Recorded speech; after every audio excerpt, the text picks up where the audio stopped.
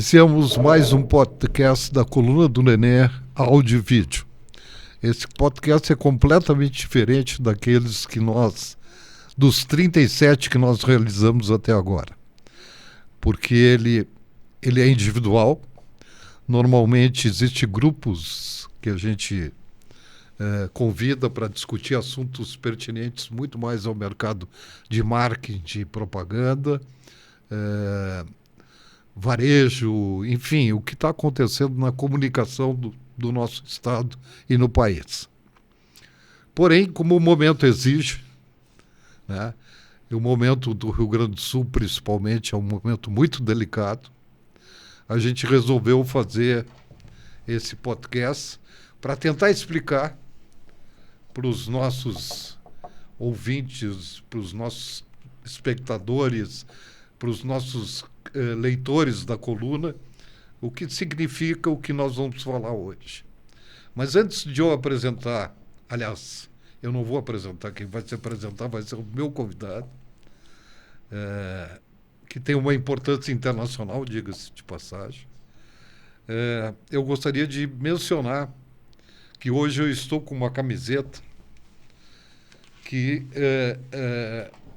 significa o lançamento do Instituto Renasce. O Instituto Renasce foi criado por um punhado, como o gaúcho gosta de falar, de voluntários que abraçaram a causa pelo renascimento do Rio Grande do Sul, por fazer o Rio Grande do Sul mais pujante, com datas definidas, com ações definidas. O Instituto Renasce tem voluntários de uma expressão maravilhosa, que são o pessoal de eventos, o pessoal de turismo, o pessoal de hotelaria, o pessoal que é responsável por um PIB enorme deste país, que movimenta milhões de empregos e que faz realmente a roda girar. Eu abracei essa causa, estive no lançamento, fiquei absolutamente emocionado com a atitude de ver empresários, de ver homens que estão defendendo e que vão lutar pela causa do Rio Grande do Sul.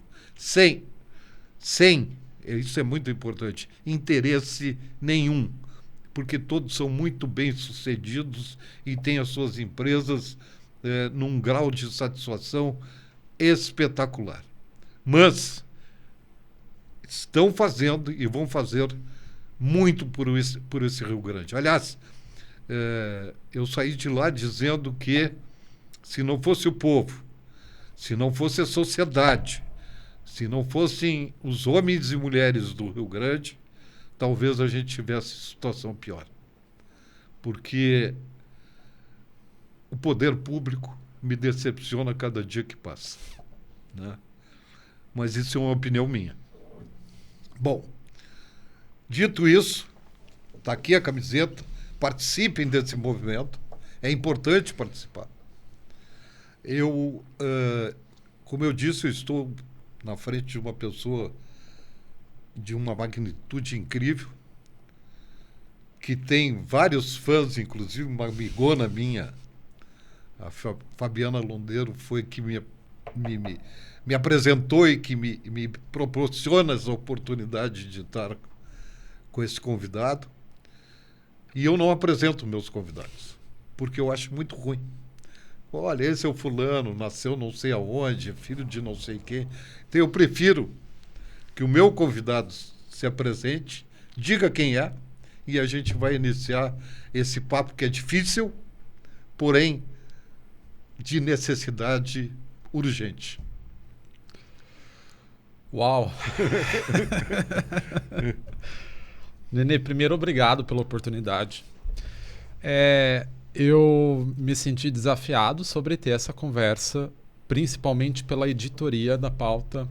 Eu acho que hoje nós vamos ter a oportunidade de se aprofundar para a gente poder entender o que ocorreu, o que vai ocorrer E eu acho que a gente também pode fazer reflexões de como estes eventos interagiram com o setor a qual tu mencionaste anteriormente.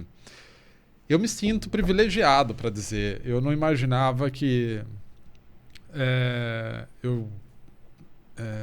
eu pudesse ter esse privilégio novamente de poder conversar contigo e poder estar exclusivo nesse ambiente, tendo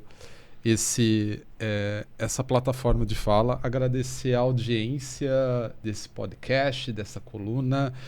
Eu espero contribuir com o que existe de melhor na evidência científica sobre o tema e na prática nacional e internacional, porque a gente tem excelências no Brasil em termos de defesa civil e a gente tem algumas curiosidades fora do país. Vamos começar se apresentando, então? Isso.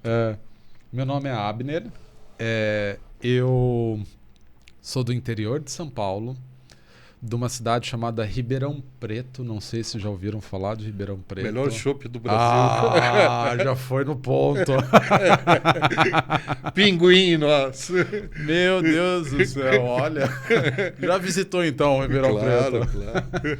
Sim, para quem acompanha a coluna e não conhece Ribeirão Preto, é o melhor chopp que existe.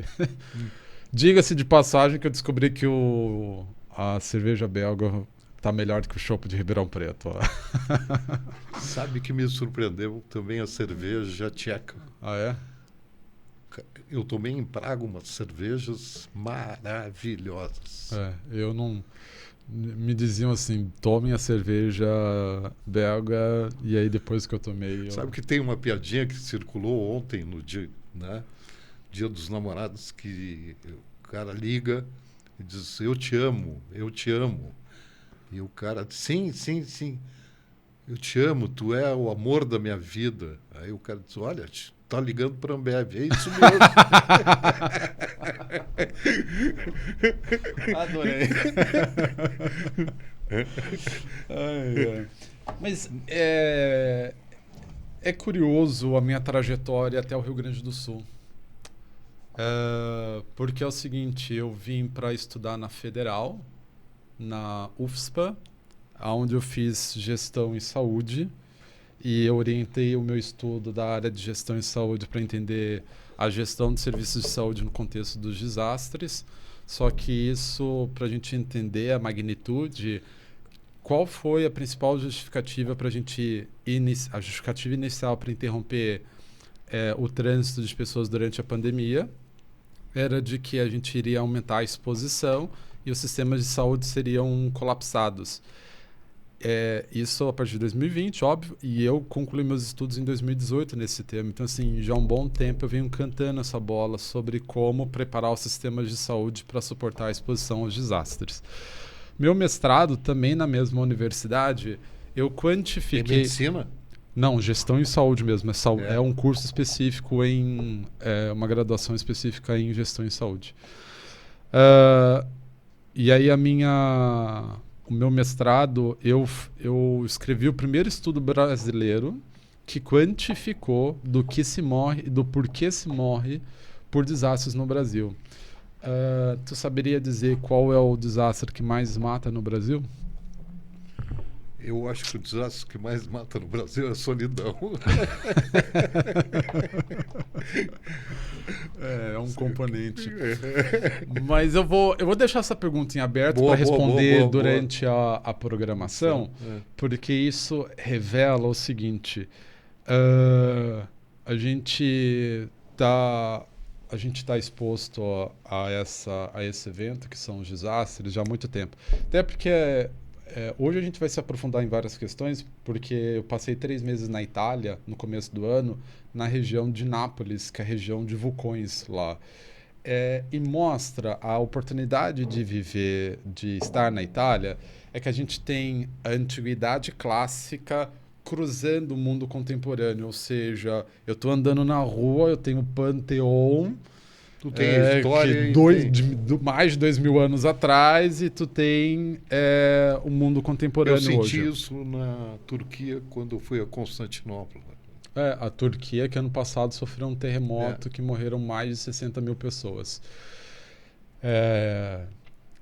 Só uma característica curiosa das conversas comigo, tudo bem? Eu tenho a startup, ela chama-se Hopeful, mas normalmente as pessoas saem um pouco mais tristes depois de conversar comigo. Mas eu espero que até o final eu consiga trazer uma mensagem de esperança. Eu só vou terminar a apresentação para a gente começar a entrar nessas questões. Então, esse estudo do mestrado foi publicado na Fiocruz, no Caderno de Saúde Pública, o primeiro estudo. Foi um estudo tão impactante que a Fiocruz escreveu um editorial sobre esse estudo. Em 2017, eu comecei uma startup. Na verdade, eu nunca quis empreender, tá bom? O que é curioso para um paulista, né? Porque, vamos falar o português, claro, paulista tem 2 pés no empreendedorismo, entendeu? Lá, essa questão... A vantagem é que o paulista divide. É. Sabe? Ele não pensa só em si. Né? O Rio Grande do Sul pergunta primeiro quanto tu vai ganhar. Né? E não quanto todos vão ganhar. Tu sabe, eu sei que a gente tem a oportunidade de conversar bem tranquilo aqui.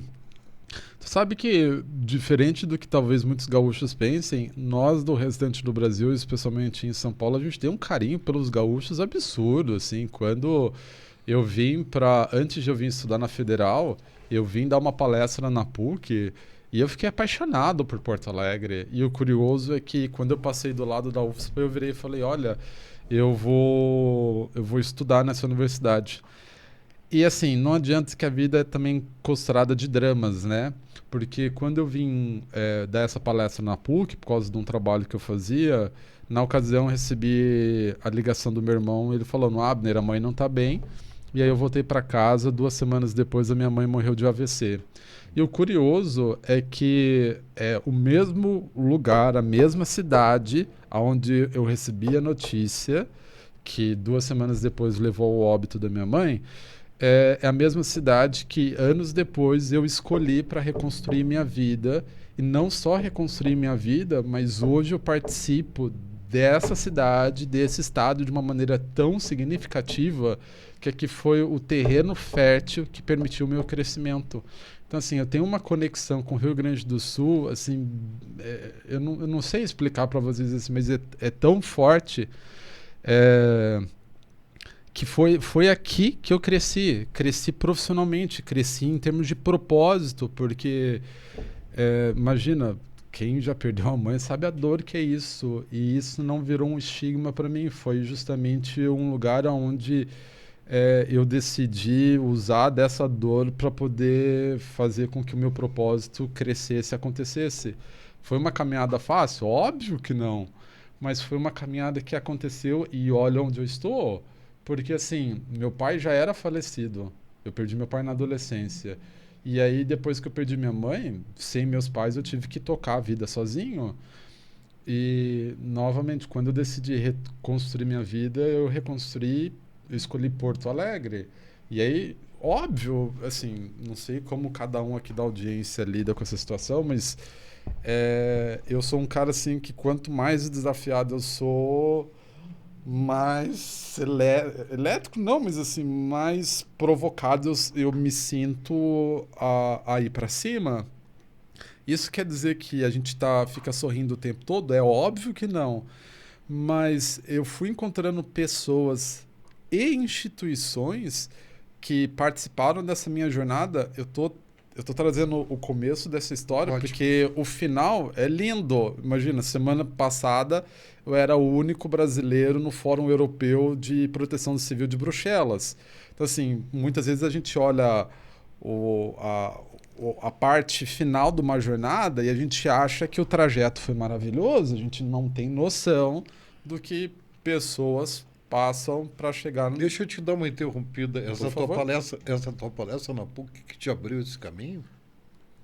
Ou não? Não. Eu vim fazer uma palestra na ocasião por causa de um projeto que eu desenvolvia na minha cidade. Que projeto era esse? Era um projeto... Eu dei uma respirada porque... Eu acho que eu tenho um karma com esse tema, desastre, entendeu? Porque eu já trabalhava na minha cidade com a questão de organização de voluntariado. E aí eu fui convidado para vir compartilhar essa experiência de organização de voluntariado em desastres.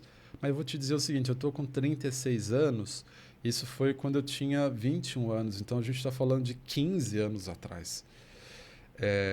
Por isso que eu brinco, é karma, porque eu já estou nessa estrada. Como eu mencionei hoje de manhã, o meu primeiro contato com o tema foi aos 8 anos de idade como escoteiro. Porque como escoteiro a gente era mobilizado para ir nos abrigos. Rataplanador, igual. É mais ou menos isso. No movimento escoteiro, aos 8 anos, a gente foi lá, imagina, um grupo de crianças, a gente foi lá ajudar a dobrar roupa. E uma coisa que eu fui percebendo já desde moleque é que é o seguinte, olha que curioso é o desastre. Vamos imaginar, tu, Nenê, e a audiência do podcast, vamos imaginar agora a pessoa que vocês mais odeiem no mundo. Tudo bem? Não precisa citar nomes. Pensa essa pessoa que vocês têm pavor, tudo bem? Aí vocês estão num prédio e esse prédio colapsa e vocês estão debaixo desses escombros. Estamos na mesma linha, tudo bem? Imagine que essa pessoa é a única próxima capaz de tirar os escombros e te salvar. Tu vai recusar ajuda? Provavelmente não. O que eu estou querendo dizer com isso? Uma das primeiras reflexões que ali, já como moleque, eu começava a fazer é de como os desastres eles vão suspender temporariamente as restrições das relações sociais que nós estabelecemos, ou de proximidade ou de distanciamento. Eu abraço, eu acolho quem eu não conheço, eu abraço pessoas de quem até então eu tinha qualquer rejeição, porque naquele momento o que me restou é a humanidade. Então, óbvio, como qualquer jovem, eu quis mudar o mundo, e aí eu fui entendendo que o desastre era uma porta de mudança da sociedade, porque era um momento em que ocorria essa suspensão dessas restrições que nós tínhamos com relação nos nossos relacionamentos sociais, e nós tínhamos oportunidade de mudança. Então eu sempre fui acreditando nesse trabalho de atuação em desastres. Só que quando eu comecei a trabalhar com o tema, as pessoas achavam que eu estava delirando. Tanto que em 2017, quando eu comecei essa startup de gestão de voluntariado em desastres, eu participava de editais, de pitch, participava de encontros de investidor. Eles davam risada. Tipo, eu era excluído já na primeira rodada.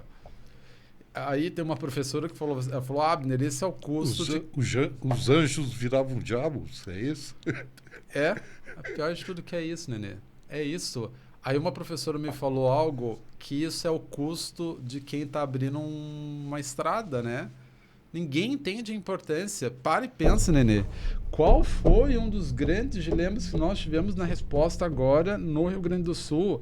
É que pela extensão, pela escala do desastre, não há no Brasil ou fora do Brasil qualquer corpo público que consiga dar conta da demanda, tudo bem? Obrigatoriamente, tu vai ter a extensão do voluntariado. Isso é comum em qualquer parte do mundo.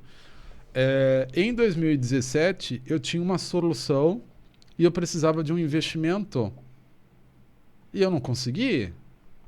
E eu falava de desastre, eles viravam as costas. Eu estou falando de 2017, qualquer 20 mil de investimento nesse software, agora na resposta a esse desastre a gente teria uma resposta mais organizada. Só que o problema é que a gente, desculpa a palavra que eu vou usar, existe uma dinâmica econômica dos desastres que é esquizofrênica, que é delirante, para falar o português claro. Sabe por quê? A gente remunera os danos dos desastres, a gente não remunera a prevenção dos desastres. Olha o que eu estou falando. A gente põe o dinheiro para reparar os danos, a gente não põe o dinheiro para prevenir os danos. Eu sou uma startup que trabalho com educação em desastres, com preparação de governos, empresas e indivíduos. Eu estou há 7, 8 anos no mercado. Alguma instituição de fomento identificou o potencial de investir para reparar? A gente está tendo eu tenho hoje uma experiência mais particular, que é a contratação da Prefeitura de Santa Maria, que nos contratou para atualizar o plano de contingência deles. É só ver a resposta que eles deram. Eles são a Defesa Civil com o primeiro plano de contingência no Brasil, com protocolo para todos os desastres. Não adianta. Tu tem Isso é recente. Sim, foi feito isso no ano passado. Nesse fórum europeu, é que assim, ó, para quem está nos acompanhando, isso é muito sério o que eu estou falando. É sério, sabe por quê?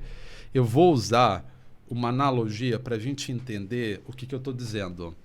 O desastre tem um ciclo, o antes, o durante e o depois, tudo bem? A gente tem um ciclo, o antes, durante e depois. Não é vodka, mas é isso aí mesmo. Né? Que era o slogan. Né? Ah, é? Eu não sabia. Os caras que bebiam vodka tinham alvará para chegar em casa, porque a vodka não deixa cheiro. Né? Então ela antes, durante e depois tinha o mesmo efeito. Ah, boa. Né? Só que aqui não é o caso. Porque o que ocorre?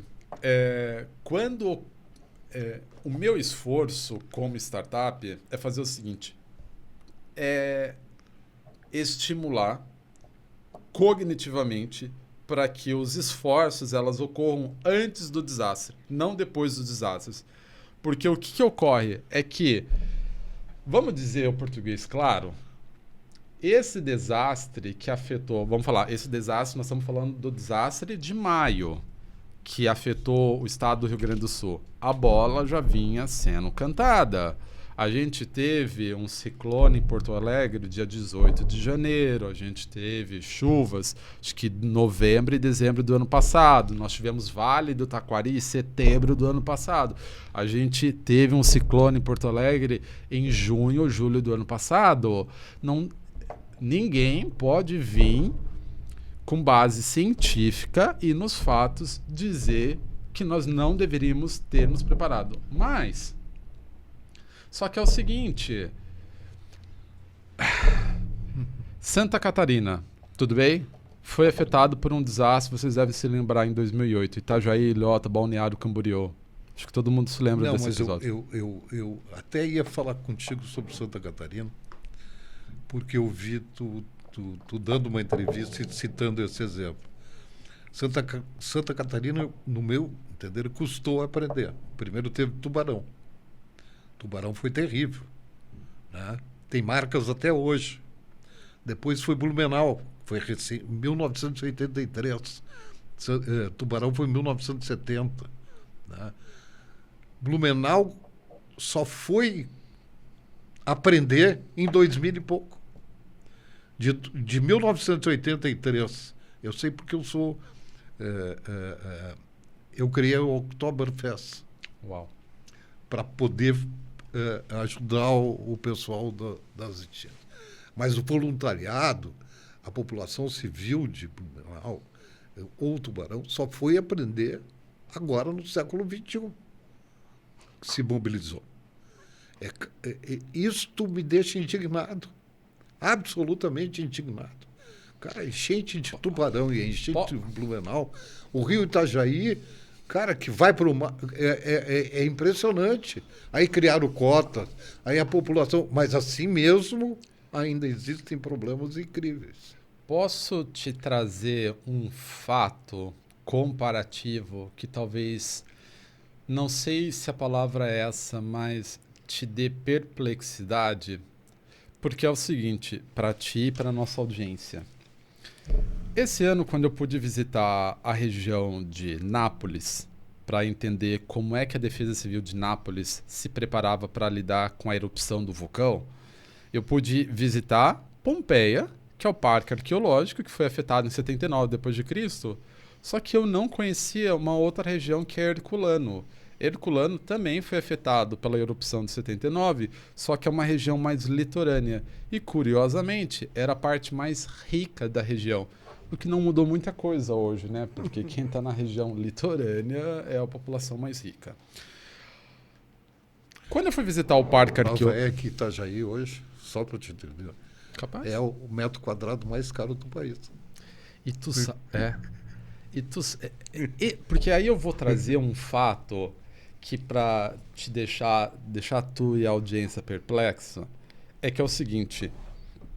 Quando eu fui visitar o Parque Arqueológico, eu me deparei com uma descoberta que me chamou muita atenção, que é chamada a primeira ação de defesa civil da humanidade.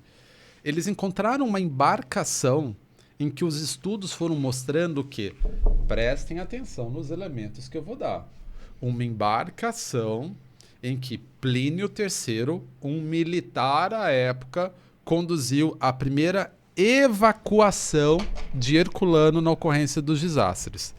Se tu pega a imagem dessa embarcação de 79 depois de Cristo, em que um militar, como embarcação, executou uma evacuação, e pega o Vale do Taquari, em que os militares, pelas embarcações, conduziram a evacuação, o que mudou de 79 depois de Cristo para 2023? Nada. Usar palavrão merda nenhum. Uma pessoa, numa palestra que eu dei, me chamou a atenção, que ela brincou e falou assim, mudou o material da embarcação. O que eu estou querendo trazer com isso, para que tu e a nossa audiência façam uma reflexão? O problema é intergeracional.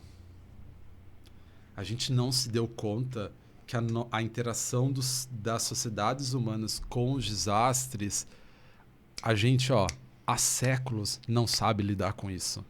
Séculos. Negacionismo? Olha, hoje a gente traz esse componente adicional, mas eu não sei se a gente pode falar que é um componente exclusivo para a resposta que nós damos. Sabe por quê? Eu fui visitar uma comunidade, por isso que eu falei que a oportunidade da Itália é o passado e o presente. Tem um centro de estudo na Universidade de Cambridge.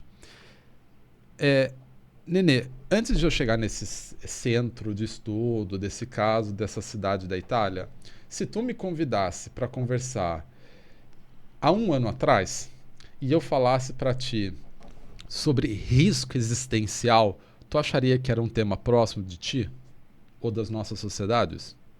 Tu ia dizer, esse convidado tá delirando, tá passando o que deram para ele tomar nesse café dele. Dado esse passo atrás, eu vou dar um passo à frente. Existe esse centro na Universidade de Cambridge chamado Centro de Risco de Pesquisa de Riscos Existenciais. O que ele estuda?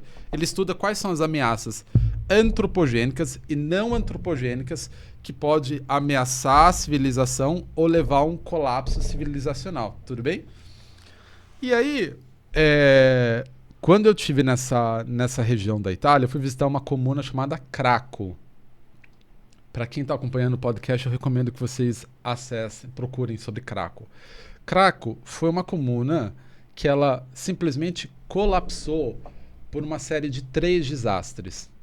Colapsou por uma série de 3 desastres. Nenê, o que ocorreu com Eldorado do Sul? Nenê, o que ocorreu com algumas cidades do Vale do Taquari? Há um ano atrás, se eu falasse que cidades poderiam desaparecer, tu ia falar, colocaram alguma coisa no café do convidado. Um ano depois a gente está vendo isso. Quando eu chegava para as empresas tentando vender serviço, que é plano de continuidade de negócio, falando, gente, vocês precisam ter um plano, porque assim, se ocorrer algum episódio ou algum desastre, isso pode interromper a tua operação. Gente, olha o que ocorreu com o terremoto em Taiwan, que pode comprometer a distribuição de chip pro globo. É verdade. Pro globo, pro planeta. Ninguém.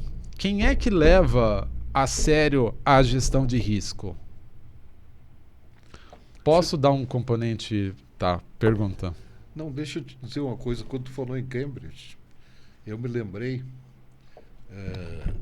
eu tinha um primo, que infelizmente faleceu, o Moacir Scler, Uau. que além de escritor, era um mestre em saúde, né? E muito mais em saúde social. E ele trabalhou na Secretaria de Saúde do governo Jair Soares, né? E ele foi à Inglaterra, junto com outros mestres em saúde, para ver a despoluição do rio Tâmisa e aprender como a sociedade londrina se mobilizou para resolver o problema do Tâmisa e trazer esse processo para o Guaíba aqui e para os seus afluentes, para o Lago Guaíba, não sei, Rio Guaíba, não sei como é que é, né? E eu me lembro que eles voltaram num entusiasmo impressionante do que eles tinham visto e nunca conseguiu se fazer alguma coisa. Mas não me diga isso, porque assim, ó, eu tô cheio de conexões, novos conceitos, novas ideias a partir do Fórum Europeu de Proteção Civil, mas eles foram muito claros para mim. Eles falaram, Abner, a gente faz parceria com governos. Aí minha questão é, quais governos hoje estão abertos para a gente construir essa ponte com os países da comunidade europeia? Sabe o que mais me chama a atenção dentro do que nós estamos vivendo aqui no Rio Grande do Sul? Nenê, tu não precisa responder minha pergunta, tá bom? Mas vai ficar bem claro para quem eu tô perguntando. Imaginem que nós estamos num avião em queda livre.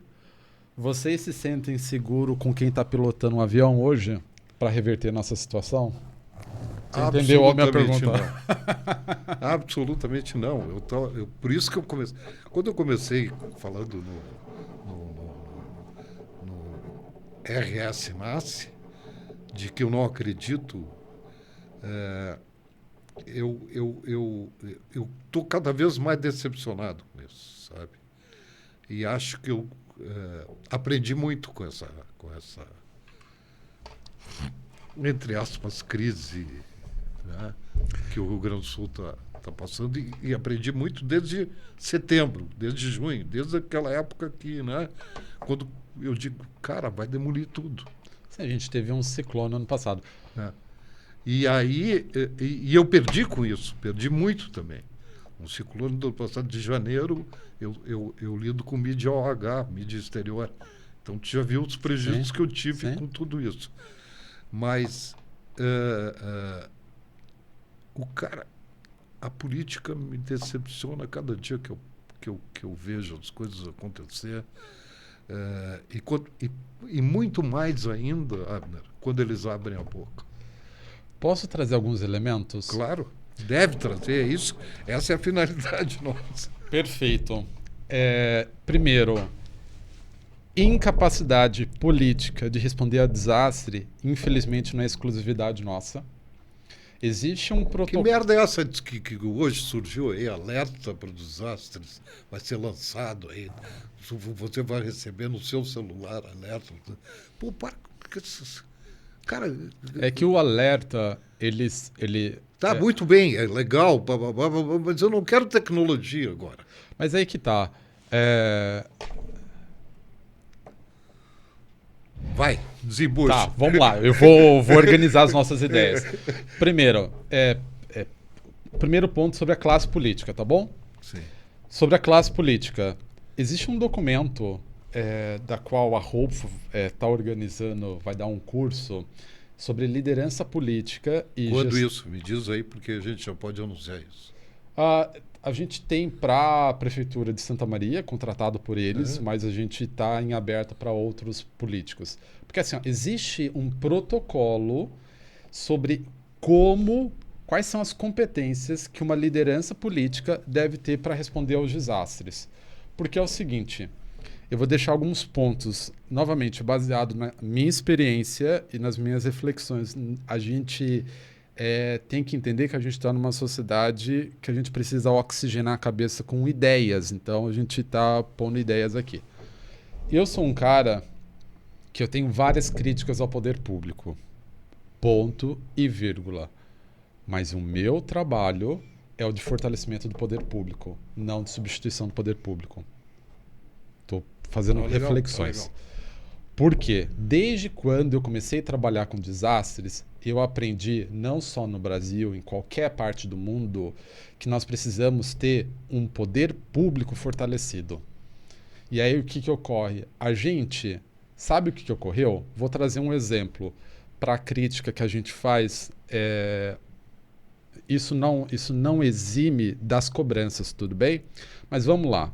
Vou fazer uma reflexão sobre as defesas civis municipais de vários municípios. Imaginem que o seu avô ganhou um foguete. E ele ganhou esse foguete com a seguinte instrução: se der problema no planeta, tu pega o foguete e zarpa. Tudo bem? Só que o seu avô não precisou desse foguete. E aí ele deixou lá guardado no canto, começou a enferrujar, começou a envelhecer. Aí ele passou para os teus pais, herdaram esse foguete, só que teus pais não precisaram desse foguete. E aí continuou envelhecendo, continuou ali no canto, e aí tu recebeu isso por herança. Falei assim, nossa, esse negócio só incomoda. Só que teve um dia que de repente a vida no planeta ficou inabitável, tu precisou utilizar o foguete para sair daqui e ele não funcionou. E aí tu virou e falou assim, que porcaria esse foguete, não funciona? Mas óbvio que não funciona. A defesa civil a gente sempre escanteou durante todos esses anos. Defesa civil era um cargo que as pessoas colocavam pro CC que sobrava. Como é que a gente quer que um sistema de proteção e defesa civil aos desastres funcione na sua plenitude se até antes dos desastres de 2023 a gente simplesmente nem sabia quem que era a defesa civil? Esse é o grande ponto. Eu, Abner, como mencionei, se você me perguntar, eu tenho minhas críticas à resposta. Mas o meu trabalho, desde quando eu comecei em 2017, sempre foi de fortalecer a defesa civil. A gente tem que trabalhar para fortalecer a classe política. A gente tem que... Sabe qual que é a pior coisa da política nos desastres?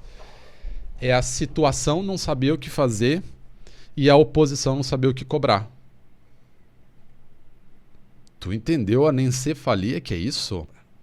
A gente está numa democracia. A democracia é esse jogo entre situação e oposição. Aí a gente tem uma situação de crise, que a situação não sabe o que fazer e a oposição não sabe o que cobrar. É assustadora a nossa situação.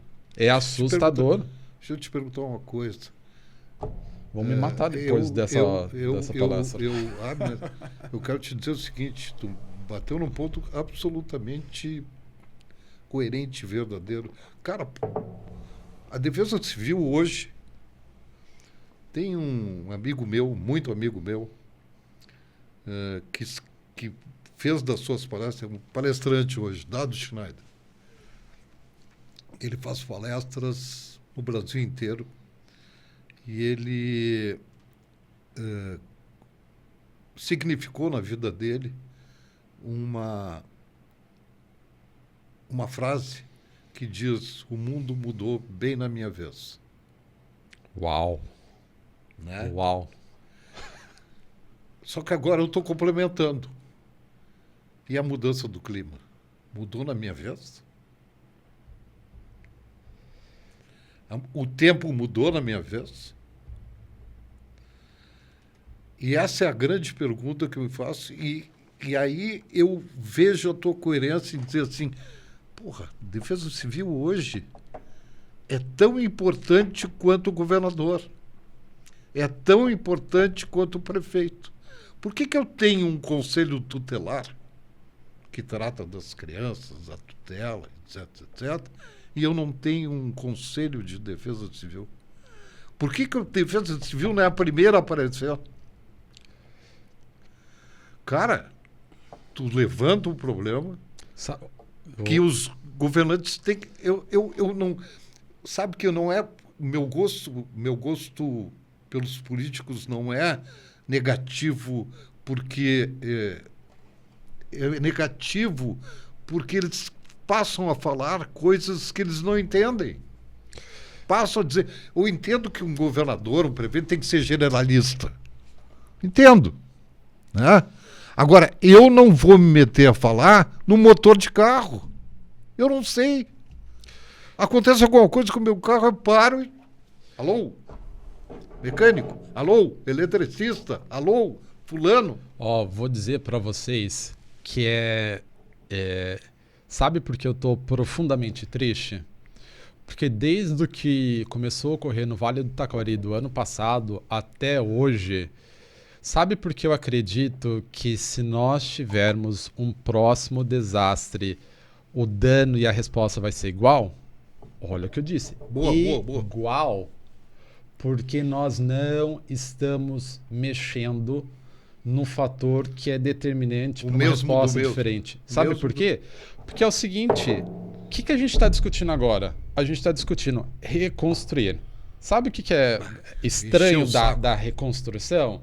É de você construir a mesma residência no mesmo local, a mesma infraestrutura que foi destruída pela inundação. Tem outra inundação, vai destruir de novo. Sabe o que não está sendo discutido? E eu espero que a audiência do podcast da coluna se aprofunde nessa reflexão. Gravem o que eu estou falando. Nós precisamos de uma reforma da Defesa Civil.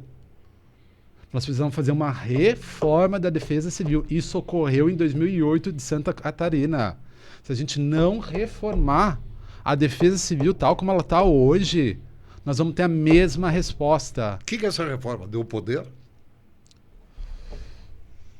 Primeiro, eles precisam entender o que é Defesa Civil, tá bom? Não, mas assim, entender é o básico, está escrito na Política Nacional de Defesa Civil. Primeiro, a compreensão das competências, a questão de que Defesa Civil deve estar no gabinete do prefeito, não deve estar debaixo de nenhuma secretaria e não existe prevenção sem dinheiro.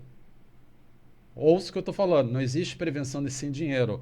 Eu sou uma startup há 7 anos que eu trabalho com várias soluções de gestão de desastres.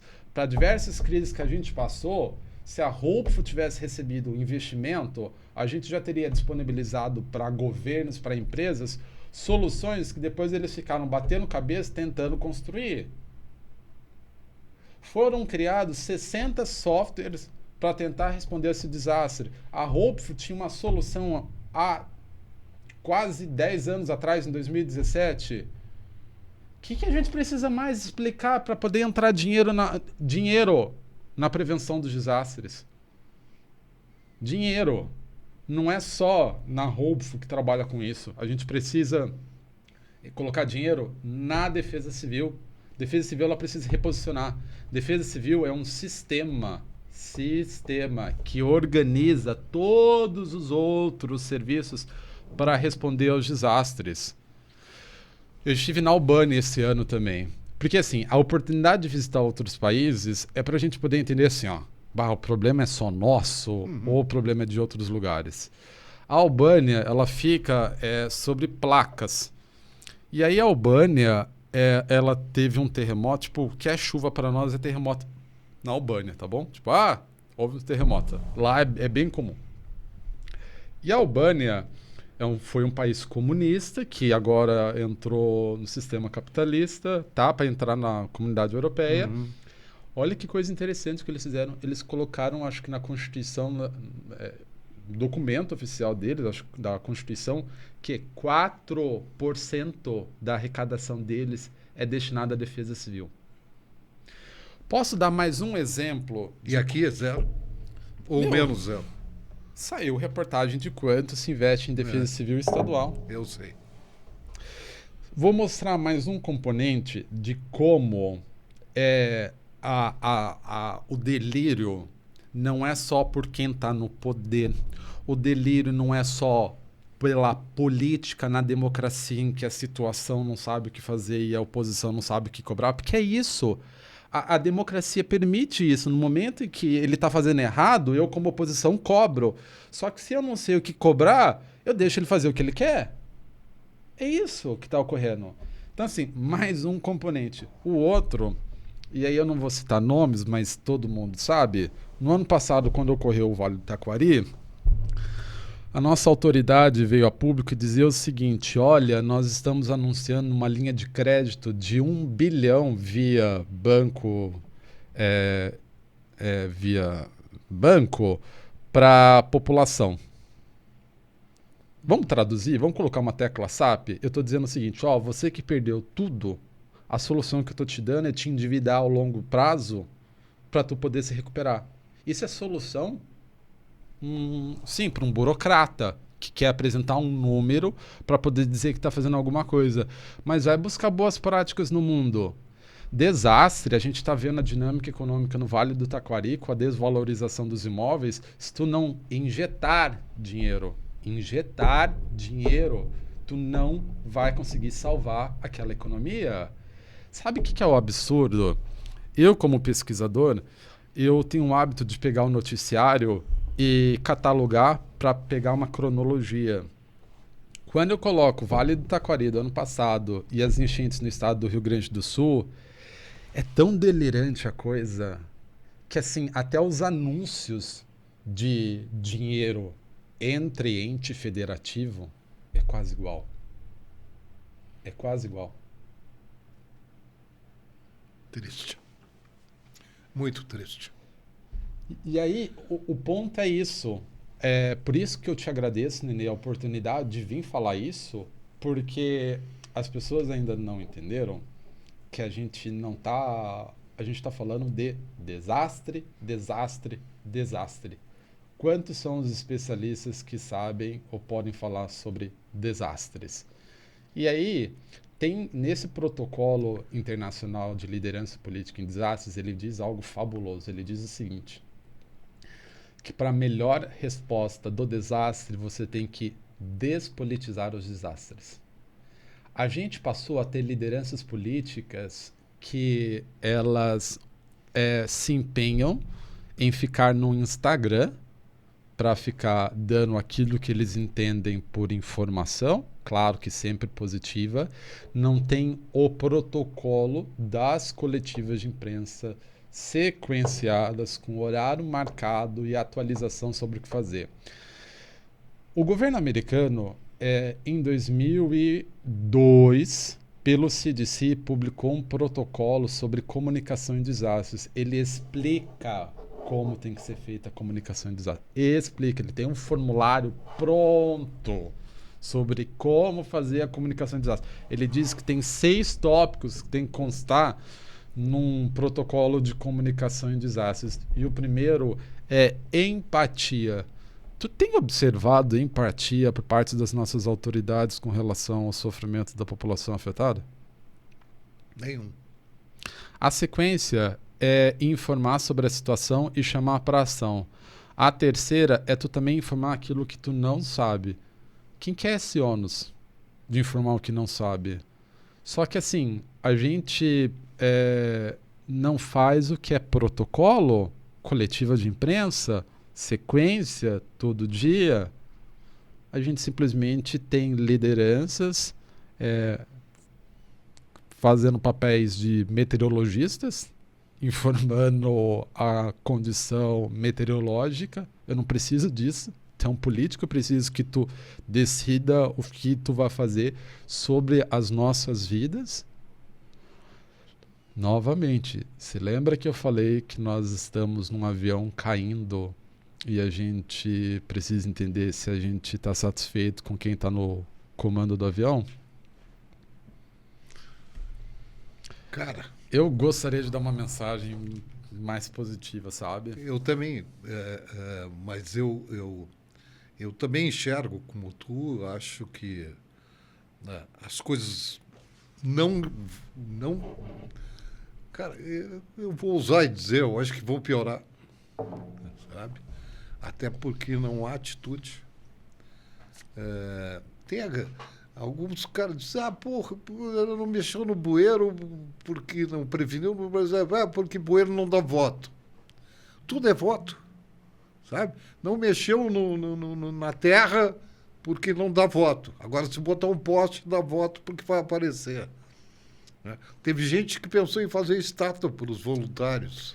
Não, aí Estátua para os voluntários. é delirante, né? É delirante. Delirante, delirante. Mas tu sabe que é o seguinte, eu mencionei da comuna de Craco, só que eu visitei uma outra comuna chamada Pesto, que ela também desapareceu por causa de um surto. Houve um desastre biológico que levou ao surto também daquela comuna. O que eu estou querendo dizer, Nenê e audiência? Sociedades terminam. Sociedades colapsam. A gente está achando que isso sempre foi algo distante de nós. Só que, infelizmente, está batendo muito a nossa porta. O Fórum Europeu de Defesa Civil, eles disseram o seguinte, trouxeram um conceito muito interessante.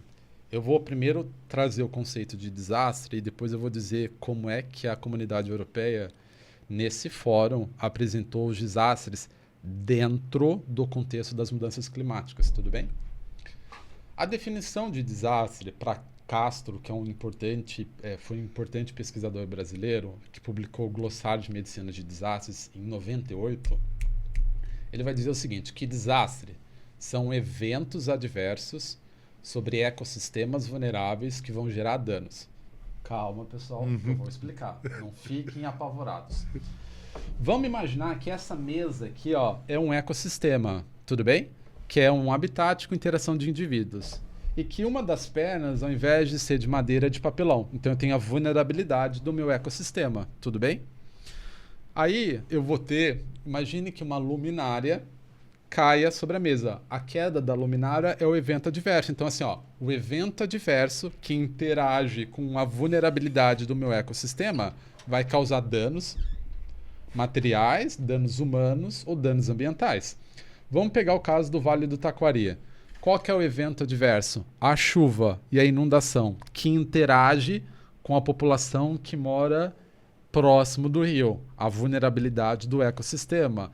Essa interação entre a chuva intensa e a inundação com a vulnerabilidade do meu ecossistema vai gerar danos. O que ocorre na sociedade?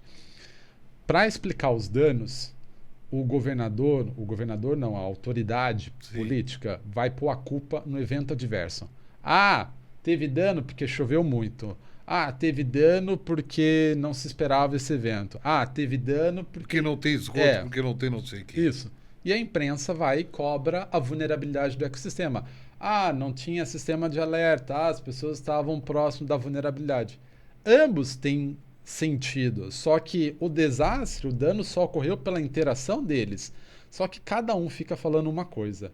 Dentro do contexto das mudanças climáticas, lembra do evento adverso? A gente já não tem mais evento adverso, a gente tem eventos extremos. Aquela chuva em que o Muro da Mauá suportava, o Muro da Mauá não vai suportar mais. Porque os eventos não são só adversos, são eventos adversos extremos. Dentro desse fórum, eles disseram que os desastres hoje, dentro do contexto das mudanças climáticas, olha as palavras, são complexos, intersetoriais, transfronteiriços e multirriscos. Complexos porque a gente teve desastres meteorológicos, que foi a chuva, hidrológico, que é a inundação, e geológico, que foi deslizamentos, multirriscos justamente porque a gente teve desdobramentos dessa ocorrência, transfronteiriço não foi só uma cidade, foi o estado praticamente todo, e intersetorial. Olha quantos setores da sociedade foram afetados por esse desastre.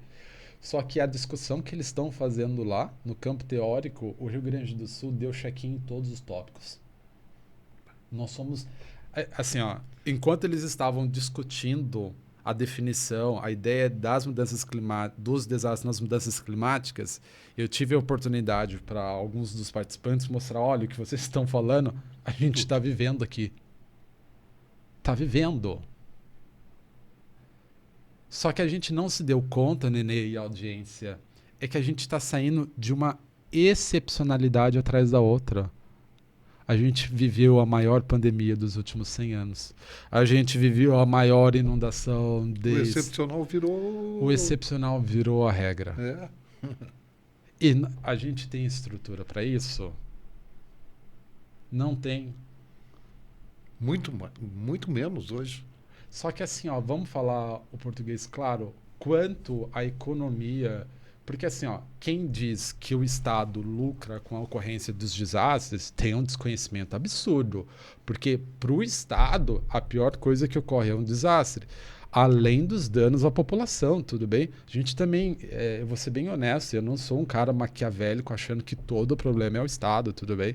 Eu pelo menos penso dessa forma, porque para o Estado ele perde a arrecadação, ele deixa de arrecadar e passa a ter que gastar muito mais com a assistência da população.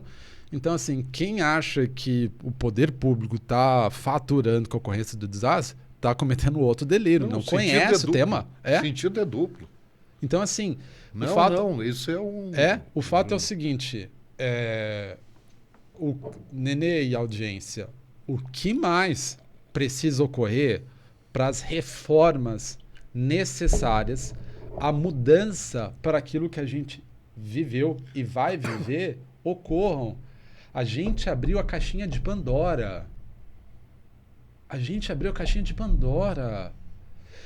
Nenê, a gente teve cenas no ciclone de junho do ano passado, no ciclone em janeiro desse ano, em que as pessoas sem energia ficaram carregando seus celulares em supermercado. Gente, isso é cena de filme de fim de mundo. A gente viveu aqui. Mas... Sim, eu fui um caso. A minha zona nunca... Eu moro no bairro Bonfim. Nunca teve problemas, etc, etc. E aí, de repente, eu fiquei sem luz, sem água. Digo, a minha vida foi-se. Aí fui pro litoral. Porque lá eu podia trabalhar, lá eu podia fazer tudo que eu tinha que fazer. Entende? Mas eu podia. E quantos milhares de nenês não podiam? Né? A gente, assim, ó, eu mencionei para vocês só desastres meteorológicos, que são as chuvas, mas desastres climatológicos, meteorológicos como extrema temperatura e as ondas de calor. O que foram as ondas de calor que a gente viveu aqui? Hoje estamos vivendo isso. Então, assim, eu vou te dizer que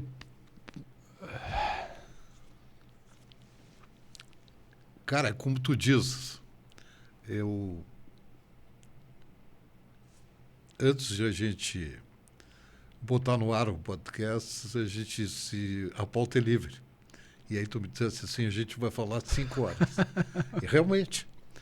Só que tu disse uma palavra muito importante aqui. A audiência cai depois de 1 hora.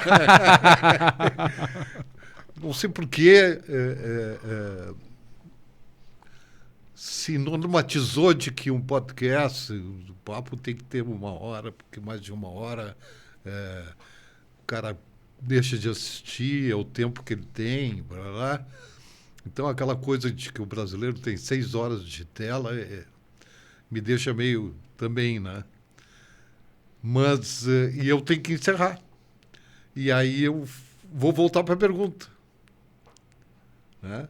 Que tu me desafiou no início. Né? Qual é o maior problema? Né? Eu te disse que para mim é solidão. E tu ficou me olhando. Verdade. O desastre, no Brasil, os desastres climatológicos diferente do que é dito agora, tá? Porque desastre climatológico não foi o que afetou o Rio Grande do Sul. Desastre climatológico é uma média atmosférica de 30 anos. São secas, incêndios florestais e derretimento das calotas polares. O que ocorreu no Rio Grande do Sul foi desastres meteorológicos, hidrológicos e geológicos. No Brasil, o que mais mata em valores absolutos é desastre biológico, só que em termos de taxa de letalidade, o que mais mata no Brasil é desastre geológico, deslizamento. No Brasil, a cada 10 pessoas afetadas por um deslizamento, 7 vão morrer. Na região sudeste, a cada 10 pessoas afetadas por um deslizamento, 9 vão morrer. Então, que foi o caso de Petrópolis, Brumadinho. Porque diferente de um colapso de estrutura que tu pode ter bolsões de ar, num deslizamento todos os espaços são preenchidos pelo material. Então, se a pessoa ela não é resgatada instantaneamente, ela não sobrevive. Mas posso deixar uma palavra final para a audiência? Não, tu deve. Tá. O espaço é teu. Tá. Primeiro, novamente agradecer. Eu que agradeço, estou aqui sensibilizado. Cara. Eu me senti privilegiado em ter essa conversa. Eu fico muito, muito feliz. Aliás, mandar mais um beijo para a Fabiana por me oportunizar isso. Te conhecer e saber. Né? Que legal. Eu gostaria, Nenê, que daqui a um ano tu me convidasse e eu pudesse te vir noticiar as mudanças. De verdade. Porque eu sei da audiência do teu programa, da influência, porque eu vou ser bem honesto contigo agora, tá bom? Eu, como profissional, estou tentando me aproximar de quem tem o poder da mudança, porque ela precisa ocorrer. Ela precisa ocorrer. A gente precisa trabalhar nas reformas, e a principal reforma é a da Defesa Civil. Gente, eu não estou falando da substituição da Defesa Civil. Eu estou falando, lembra do caso do foguete? A gente deixou a Defesa Civil de canto o tempo todo, de repente a gente quis que ela funcionasse plenamente. Não, isso é um delírio. A gente precisa fortalecer a Defesa Civil. Vamos fortalecer a Defesa Civil. E aí eu vou dizer o seguinte, para não quem... como um puxadinho do governo. Não. Que é o que é, né? Não, Eu de verdade sei e agradeço mesmo, porque eu sei que a tua audiência alcança tomadores de decisão, pessoas com poder de influência. Mas eu vou te convidar para, como a minha coluna, nós temos essa que é podcast, etc. E eu vou começar a te incomodar para na minha coluna, que eu publico todas as sextas no meu blog, a gente dê pitacos. Mas, com certeza. Daqueles, sabe? Com certeza. Gente, não se mexemos. Como é que Com certeza. Vocês viram? Vai acontecer de novo. Com certeza. Porque eu, assim, ó... É dolorido o que a gente passou, tá bom? Eu falo dolorido porque, assim, eu trabalho com gestão de desastres e eu agradeço as oportunidades que eu tive de estar com o melhor da equipe da Defesa Civil de Porto Alegre, literalmente, na ponta, ajudando nos resgates. E eu me lembro de ter acompanhado o caso de um dos pontos que nós estávamos, que chegou para nós só uma criança de 9 anos junto com o irmão de 1 ano e meio.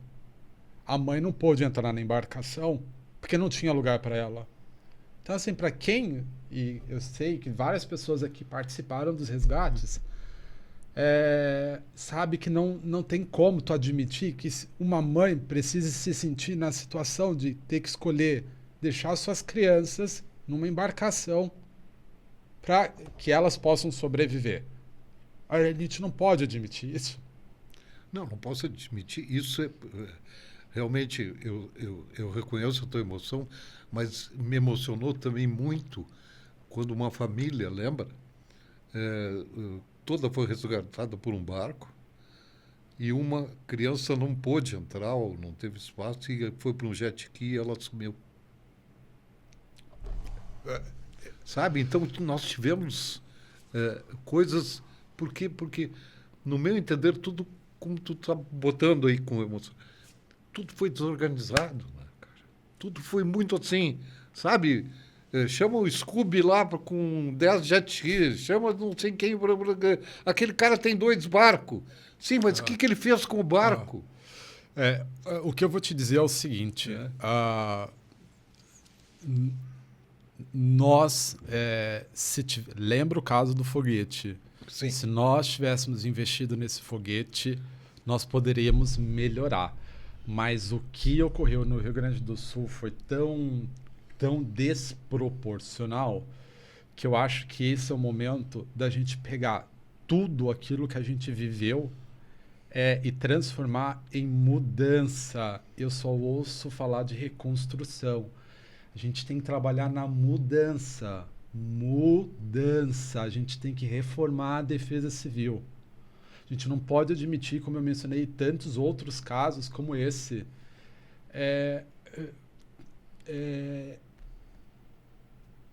Assim, ó, Nenê, eu acredito muito,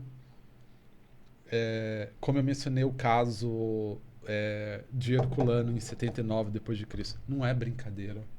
A gente está compartilhando do mesmo sofrimento que gerações que nos precederam viveram. Estamos falando de 3.000 anos, 4.000 anos. Assim, ó, é um negócio que, assim, a gente tem que entender que a história, ela é feita de quem toma atitude. O que o Rio Grande do Sul viveu... Atitude. Assim, é pra tirar os moleques... Desculpa a honestidade, mas tirar os moleques da sala e deixar os adultos tomarem decisão. Porque o que a gente precisa é de mudança. Mudança, reforma.